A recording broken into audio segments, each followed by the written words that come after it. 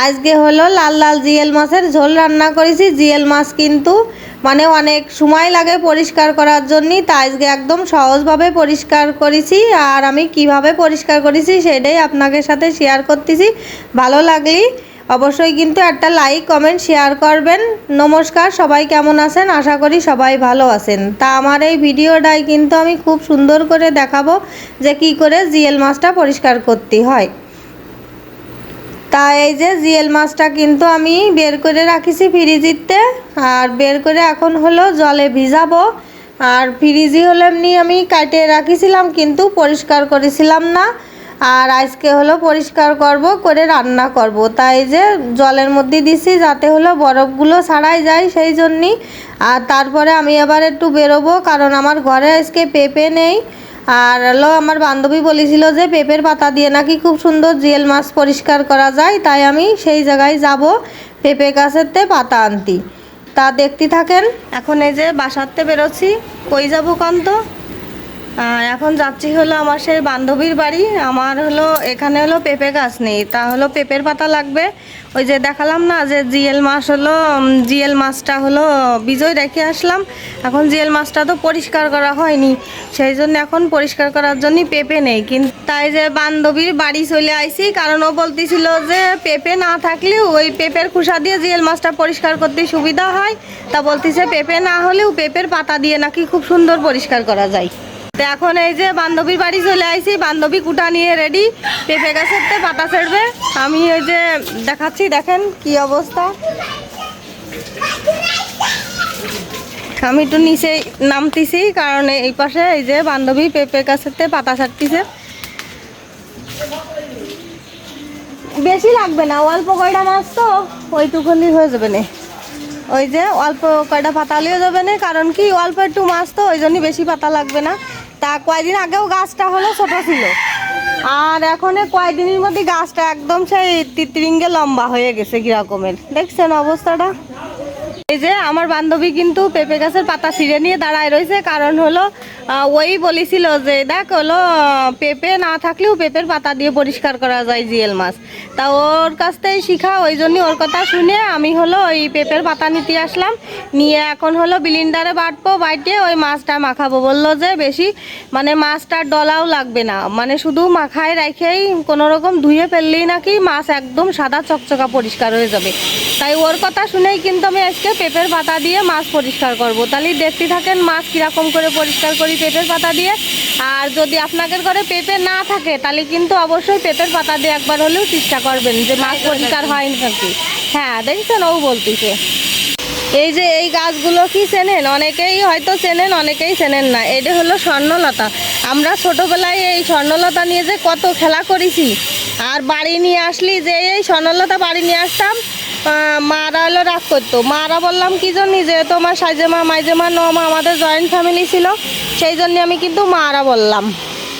কৃষির জন্যই শুনবেন, এই স্বর্ণলতা নিয়ে আসলি পরে রাগ করতে হলো, যে গাছে দেব সেই গাছ পুরো একদম ছাইয়ে যেত। ওই জন্যই বাড়ি ঢুকাতে দিত না এই গাছগুলো, কারণ যেখানে রাখবো সেই জায়গায় কিন্তু ভরে যাবে এই গাছ। আর যে গাছে হয় সেই গাছটা ধরেন বাড় কমে যাবে, বড় হতে পারবে না সহজে, সেই জন্যই এই গাছটা বাড়ি ঢুকাতে দিত না। আমার বান্ধবী কিন্তু আবার একটা চাল কুমড়ো গাছ, ফুরি বাবারে কি কাটায় ফুটে গেছে। চাল কুমড়োর ওই যে হুল ফুটে গেছে, বুঝেছেন। এই যে এখন আমি কিন্তু নিয়ে চলে যাচ্ছি পেঁপের পাতা। টাটা বান্ধবী। এখন এই যে বান্ধবীদের বাড়ির থেকে বেরোয় যাচ্ছি, এখন আমার বাড়ির দিকে যাচ্ছি। এই যে পেঁপের পাতা কিন্তু ছিঁড়ে নিয়ে আসি, এই পেঁপের পাতা দিয়ে আজকে জিয়েল মাছ পরিষ্কার করব। একদম সাদা নাকি ধবধবে হয়ে যাবে পরিষ্কার করলেই। দেখা যাক বান্ধবীর কথা ঠিক হয় নাকি। যেহেতু পেঁপের খোসা দিয়ে পরিষ্কার হয়, তাহলে নিশ্চয় হলো পেঁপের পাতা দিয়েও পরিষ্কার হবে। তা দেখা যাক, যাই দেখি কি হয়। বিলিন্ডারে বাটবো, বাইটে তারপরে। আর আমি কিন্তু এই যে জিয়েল মাছ এই জায়গা পিস করে নিয়ে আইছি, কারণ আস্ত জিয়েল মাছ ছিল, শুধু মাথাটা মানে কাটা ছিল সেই জন্যই। আর এই যে পেঁপের পাতা নিয়ে আইছি, পেঁপের পাতাগুলো ছিঁড়ে ছিঁড়ে আমি ব্লেন্ডারের বাটির মধ্যে দিয়ে দিচ্ছি, দিয়ে একটু জল দিয়ে বাইটে নেব আর কি। তা হলো পাতাগুলো কিন্তু ভালোভাবে ছিঁড়ে নিচ্ছি, আপনারা কুচোয় নিলেও নিতে পারেন, কিন্তু আমি হাত দিয়েই ছিঁড়ে দিয়ে দিচ্ছি। যাতে তাড়াতাড়ি হয়ে যায়। আর যেহেতু ব্লেন্ডারে জল দেবো, আস্ত দিলেও বাটা হয়ে যাবে না, কুচই দিলেও বাটা হয়ে যাবে না, তা কুচই দিলে সুবিধা হয়। যাই হোক, আমি এই যে বাইটে নিয়ে আইছি, এখন একটু ঝোল ঝোল হয়ে গেছে, তা হলো মানে এটা একটু ঘন হলে পরে বেশি ভালো হতো। তাই যে আমি কিন্তু মাছের ভিতরে ঢেলে দিছি। এখন আমি বেশ খানিকক্ষণ একটু ভিজোয় রাখিছিলাম, মানে আমার মনের মধ্যে একটু ভয় ভয় লাগতেছিল যে পরিষ্কার হয় কি না হয়, সেই জন্যই তাই যে 5-7 মিনিট মতো ভিজোয় রাখিছিলাম। তারপরে মাঝে মাঝে এসে এরকম হাত দিয়ে ভালো করে ডলতেছিলাম। তা দেখেন এরকম ডলা দিলেই সত্যি সত্যিই পরিষ্কার হয়ে যাচ্ছে, কি সুন্দর একদম সাদা হয়ে গেছে।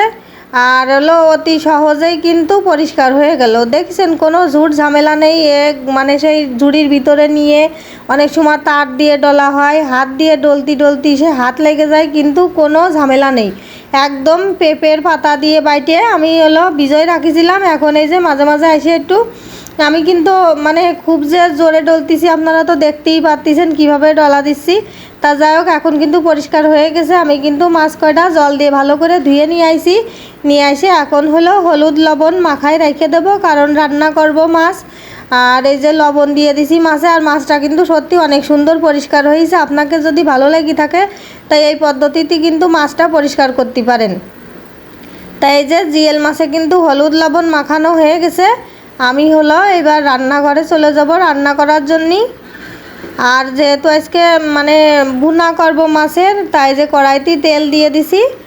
আর তেলটা বেশ খানিকক্ষণ গরম হয়ে গেছে। আর এই যে এখন দিয়ে দিলাম সম্বরা, শুকনো জাল, তেজপাতা, জিরে আর 3-4টে হলো এলাচ দিয়ে এখন সম্বরা দিয়ে দিছি নাড়িয়ে চাড়ে। এবার মাছ কয়টা কিন্তু আমি আগেরতে ভাইজে রাখিনি, এই তেলের ভিতরেই আমি মাছ কয়টা দিয়ে দেব। তা আমি এই যে একে একে করে সব মাছগুলোই তেলের মধ্যে দিয়ে দিচ্ছি, দিয়ে ভাইজে নেব। আর এমনি কাঁচা ভুনা করলেও হয়, কিন্তু আমি অল্প তেলের পরে কোনো রকম এপিট ওপিট একটু ভাইজে নেব, নিয়ে তারপরে রান্না করব। তাই যে মাছ কয়টা কিন্তু দিয়ে দিছি। এইবার হলো এক পিঠ ভাজা হয়ে গেলে আর এক পিঠ ভাজবো, কিন্তু মনে হয় তেলটা ভালোভাবে গরম হয়নি, ওই জন্যই হলো মাছ কয়টা লাগে যাচ্ছিলো। আমার ভাজতেই খুবই অসুবিধা হয়েছে আজকে। মাছগুলো অনেক মাছেরতে হলো মাছ কড়াইতে আটকাই গেছে, কাটা বেরোয় গেছে। মাছগুলো দেখতেছেন মানে খুবই মানে লেগে যাচ্ছিলো কড়াইতে, খুব কষ্ট করে। তারপরে হলো মাছটা ছাড়াতেও পারলাম না, সেই জন্যই পেঁয়াজ দিয়ে দিলাম। দেখলাম যে মাছ হলো মানে যখন আইটেই ধরতেছে তখন আর বেশি ভাজা যাবে না।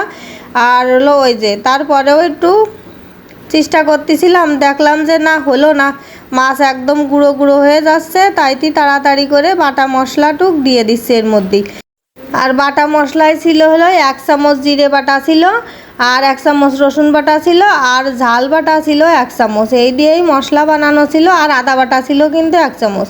এই দিয়েই মশলা। এখন ওই যে মশলা দেওয়ার পরেও মাছ ছাড়াতে চাচ্ছিল না, তারপরে বেশি কষাতে পারিনি আজকে, অল্পই কষাইছি, মানে একটু ভাজা ভাজা মশলাটা হলে পরে আর একটু ভালো হতো। কিন্তু মাছ হলো ভেঙে চুরে যাচ্ছিলো, সেই জন্যই আর বেশি হলো মশলাটা ভাজা ভাজা করতে পারিনি। আমি জল দিয়ে দিছি 1 বাটি, আর হলো লবণ দিয়ে দিলাম এবার জল দেওয়ার আগে। আর লবণ হলুদ দেওয়ার পরে আমি হলো জল দিয়ে দেবো 1 বাটি।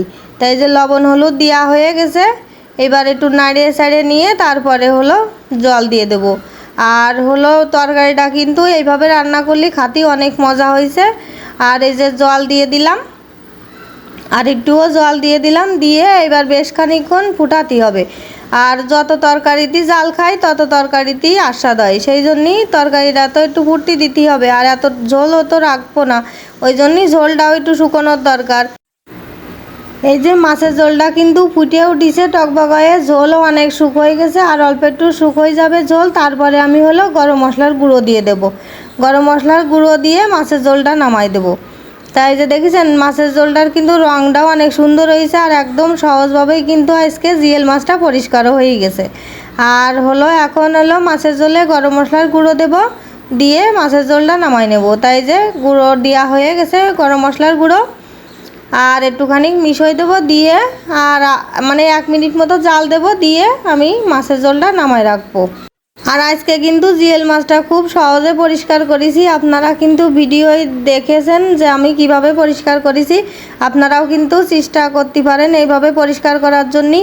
আর এই যে মাছের ঝোলটা কিন্তু হয়ে গেছে, আর খাতিও কিন্তু অনেক সুন্দর হয়েছে। আমার এই ভিডিওটা যদি আপনাদের কাছে ভালো লেগে থাকে তাহলে কিন্তু অবশ্যই লাইক কমেন্ট শেয়ার করবেন, সাবস্ক্রাইব করবেন। আর আমার কিন্তু ইউটিউব চ্যানেল আছে রিপা নন্দী ব্লগস, অবশ্যই কিন্তু সাবস্ক্রাইব করবেন। সবাই ভালো থাকবেন, টাটা।